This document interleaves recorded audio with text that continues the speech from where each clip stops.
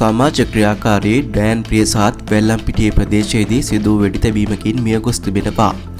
Police මාධ්‍ය ප්‍රකාශකවරයා පැවසුවේ ඊයේ රාත්‍රියේ 9:10ට පමණ වෙල්ලම්පිටිය ලක්සන්ද සෙවන මහල් නිවාස සංකීර්ණයේ උඩු මහලකදී මෙම වෙඩිතැබීම සිදු ඇති බවටයි.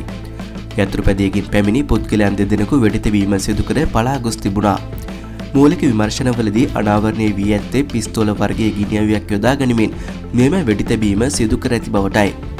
ඩෑන් ප්‍රියසාත් මෙම වෙඩි ප්‍රහාරයෙන් තුවාල ලබා රෝහල්ගත කිරීමෙන් අනතුරුව මිය ගිය බව පොලිස් මාධ්‍ය ප්‍රකාශකවරයා ඊයේ රාත්‍රියේ සඳහන් කර සිටියා.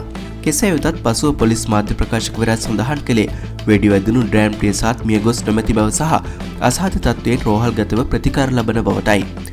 අනතුරුව අද උදෑසන පොලිස් මාධ්‍ය කොට්ටාසය විසින් තහවුරු කර තිබුණේ වෙඩි වැදී රෝහල්ගතව ප්‍රතිකාර ලබමින් සිටි ඩෑන් ප්‍රියසාත් මිය ගොස් ඇති බවටයි. වෙඩි ප්‍රහාර දෙකක් ඩෑන් ප්‍රියසාත්ගේ උරහිස් ප්‍රදේශයට සහ තවත් වෙඩි ප්‍රහාර දෙකක් ඔහුගේ පපුව ප්‍රදේශයට එල්ල වී ඇති බව රෝහල් ප්‍රකාශකයෙකු පැවසුවා. සිද්ධියෙන් තවත් පුද්ගලයෙකු සුළු තුවාල ලබා රෝහල්ගත කර තිබෙනවා.